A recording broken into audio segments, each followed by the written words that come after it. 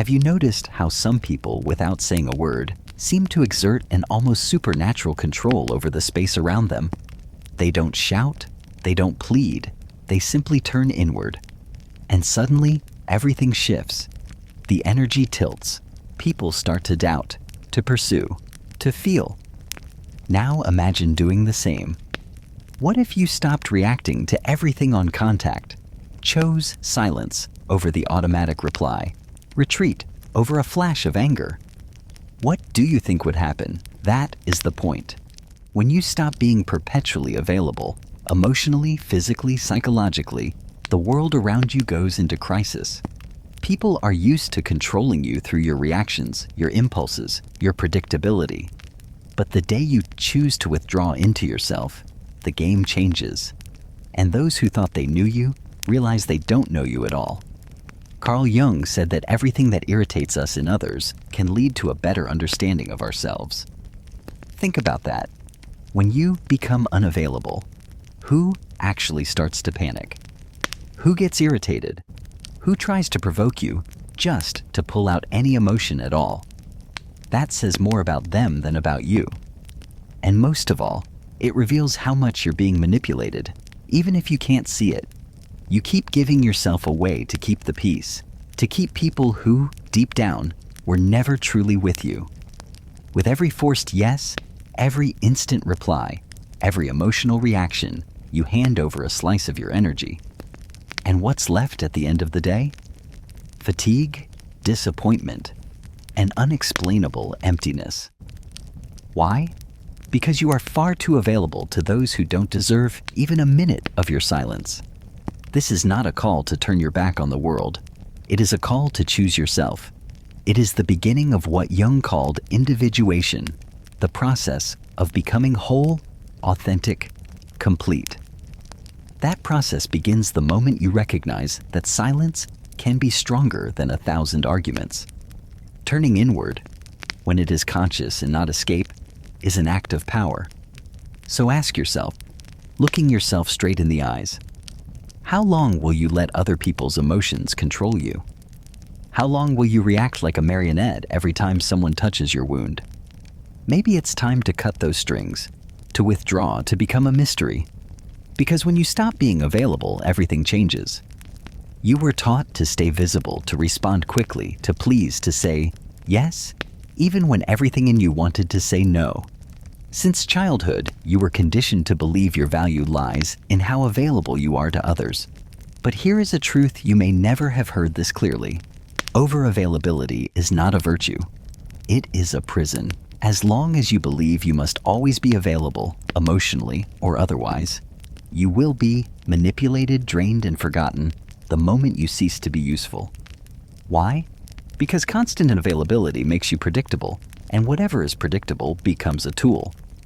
People begin to use you like an emotional help button. They press it when they want attention, relief, validation, and then they put you back on the shelf. You don't see it because you are trapped in the illusion that being there for everyone will make someone be there for you. That's not how it works. Jung spoke of the persona, the mask we wear to be accepted, loved, recognized. That mask is what makes you overly available. You say, "It's fine," when you're gasping for air. You answer messages instantly, even when you are exhausted. You explain, justify, defend, as if you owe the world something. The truth is, the more you center yourself on other people's stage, the more you vanish from your own. Perpetual availability is a subtle form of self-denial, a disguised hunt for approval, an attempt to avoid rejection, to control the image others have of you. But that control has a cost. Your inner harmony, your life energy, spent as if it were infinite, when in reality, it is very limited. Those who demand your constant availability don't want you. They want what you provide: validation, company, distraction, emotional comfort. And when you change, set boundaries, refuse to react, those same people get irritated, accuse you, call you strange. Not because you changed, but because you stopped being functional for them. Here is the harsh truth. The more available you are, the less you are valued. What is too abundant becomes emotional rag. No one respects what doesn't need to be earned. No one cherishes what is always at hand. So stop and think, who truly deserves your time? Who deserves your attention, your presence, your listening? Or more importantly, who deserves your absence? But before you answer, you have to understand one key thing. Why do we react so much? Why is it so easy to give in? What drives that almost automatic need to reply, to justify, to please? The answer lies in what Carl Jung called psychic energy.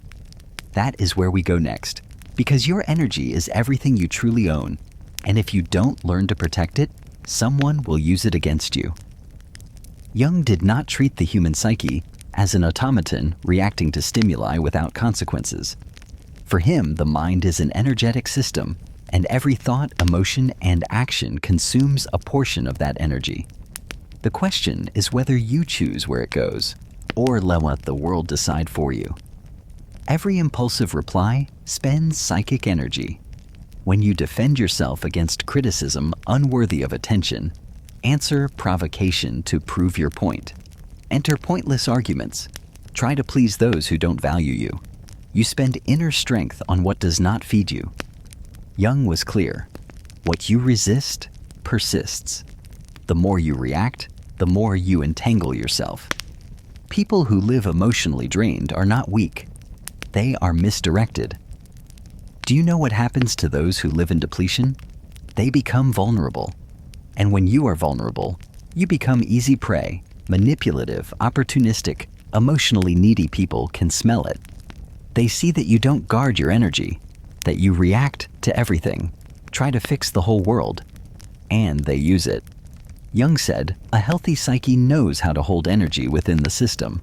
That means being able to say no without guilt, to be silent without feeling cowardly, to observe before acting, because real power is not in reaction, but in choosing when and how to act.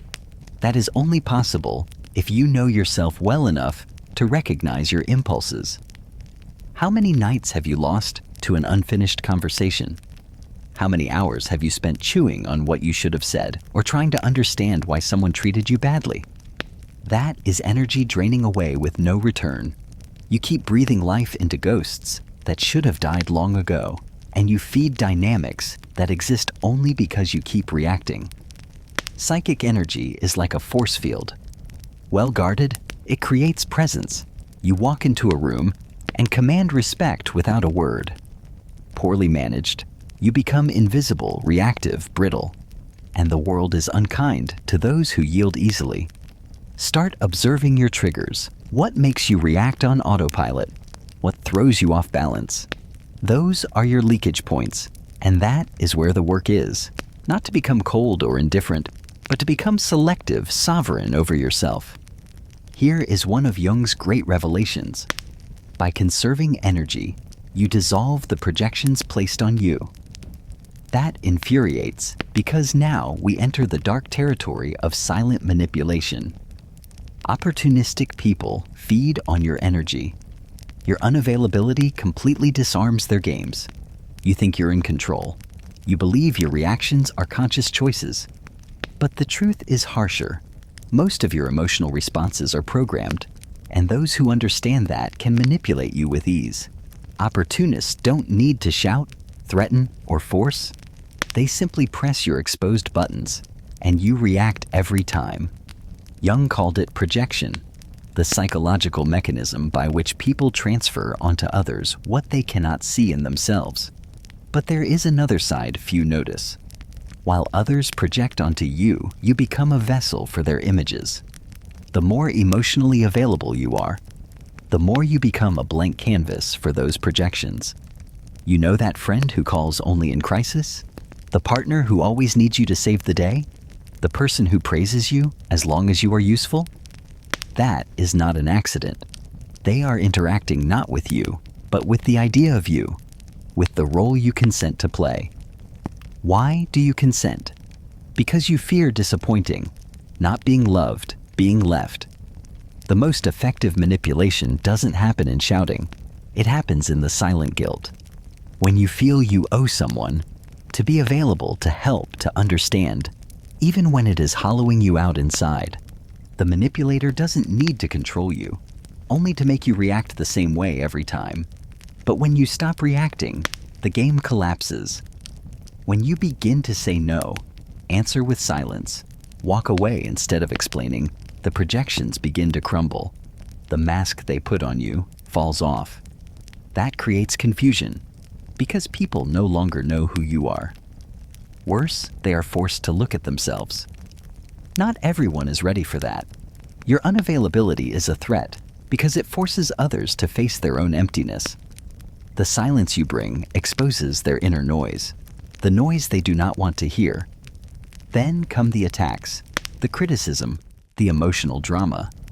Not because you are wrong, but because you stopped being a convenient mirror. Jung said we do not become enlightened by imagining figures of light, but by making the darkness conscious.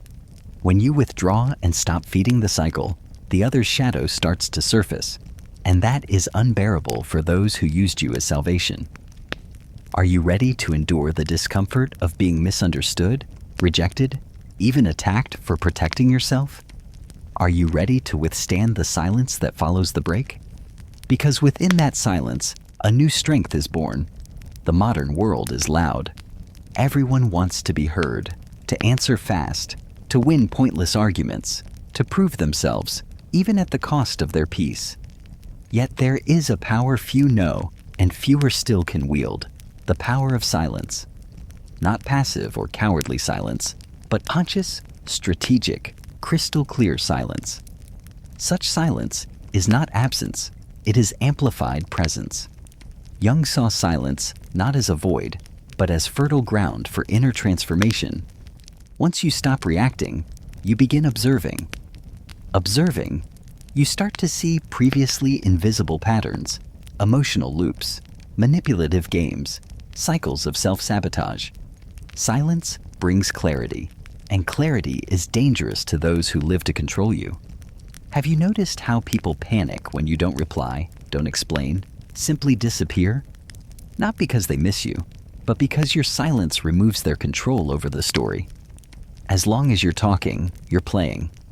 When you are silent, you change the rules. That unsettles those who feed on your reactions. True silence is not the absence of voice. It is mastery over your energy. It is a refusal to be dragged into other people's emotions. It is the deliberate choice not to enter battles unworthy of your wear and tear. Jung said individuation, the process of becoming who you are, requires distancing, because only in silence can you hear yourself without the world's interference. Do not be naive, though. Silence has a price. It will distance you from those who valued you only for the role you played. It will make you unreadable to those who saw you only through their projections. You will be called cold, distant, arrogant. All of that is simply the reaction of those who never wanted your depth, only your usefulness. The hard truth, the more you mature, the more selective you become with words, because you understand every sentence is an energetic investment, and not everyone deserves access to your truth. Sometimes silence is not retreat, but sovereignty. It is the language of those who no longer need to prove anything to anyone. Silence is uncomfortable because it forces the other to face their own thoughts, their inner noise. That discomfort reveals more about them than any argument you could make. You do not need to explain your absence. It speaks for itself. And those who feel threatened by it show how dependent they were on your imbalance to maintain their control. Yet the most powerful silence is not the one that disturbs others, but the one that restores you from within. The silence that reconnects you to something beyond external approval. In that inner space, free from other people's demands, you begin to replenish your life force and reunite with your essence. Understanding this intellectually is useless if, in practice, you still say yes when you mean no, still reply to irritating messages, still engage in empty conversations, still maintain relationships out of inertia. Awareness without action is just another form of self-deception. True transformation begins when you firmly decide to become selective. It requires emotional discipline. Conscious unavailability is not coldness, arrogance, or indifference. It is refusing to be available to everyone, always, for any reason. It is control over your energy, your time, your peace. Start small. Don't answer immediately. Breathe before reacting. Leave the discussion before it drags you into chaos. Turn off your phone without guilt. Say, "Not today. I'm not interested. I won't engage." Most importantly, you do not have to justify your absence or explain your silence. You owe nothing to anyone but yourself.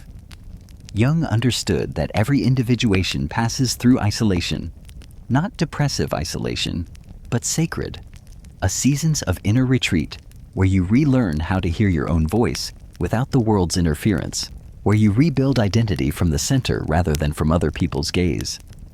Want a reliable indicator of your evolution? Watch who drifts away when you become more reserved, who tries to provoke you when you stop reacting, who accuses you of changing when you begin to protect yourself. These are not signs you're wrong. They are proof you're becoming free. Conscious unavailability is uncomfortable at first. You will feel guilt, think you are selfish, hear that you are too harsh. That is part of the deconstruction. You were trained your whole life to put yourself second. Naturally, change will unsettle you, and those who benefited from your old version. Conscious unavailability is the foundation of self-definition. By saying no to the world, you say yes to yourself. By leaving toxic environments, you affirm that your peace is worth more than any counterfeit bond. By refusing to explain, you begin to command respect, even if only from a few. Not everyone is ready for such presence, because your emotional absence exposes wounds they don't want to face. It shows how much they relied on your chaos to feel in control. Here comes the rupture. With pain, loneliness, alienation, the feeling that you are losing something when you are in fact being released. What follows the rupture? What is born from silence? When you stop being available to everyone, something profound begins. First comes silence, uncomfortable, almost screaming inside you. You question yourself. Did I do the right thing? Am I too harsh? Am I losing those who loved me? But gradually that silence transforms. It purifies, soothes, heals. Then comes solitude. Not absence, but full presence. Your own. The solitude of the strong. Those who no longer betray themselves in order to keep others. In that space, where confusion once lived, clarity appears. Where anxiety stood, peace. Where need clung, a new strength. The strength of being whole within yourself. Jung said individuation, the becoming of who you are, requires stepping away from the collective, laying down the mask, walking alone for a time. That is what you are doing when you choose unavailability. You are not running from the world. You are returning to yourself. Here you stop being a reactor and become a creator. You stop being formed by circumstance and start shaping reality from the inside out. The people unsettled by your absence reveal they never wanted you. They wanted the role you played. Now that you no longer fit, they don't know what to do with you. That is freeing. You will lose people, but you will find yourself. You will leave places, but reunite with your essence. You won't be understood, but you will begin to be respected. Because when you are no longer available to everything, you become valuable, rare, unforgettable. Do not be fooled. This is a rebirth. A new beginning. A life where you no longer accept emotional scraps, mind games, emptiness disguised as attachment. You now accept only what resonates with your peace, your truth, your wholeness. If you have come this far, some part of you is already ready for this path. Some part of you understands that being loved means nothing if it requires you to betray yourself. True self-love begins when you choose yourself, even at the price of solitude. It is time to become selective with your own soul.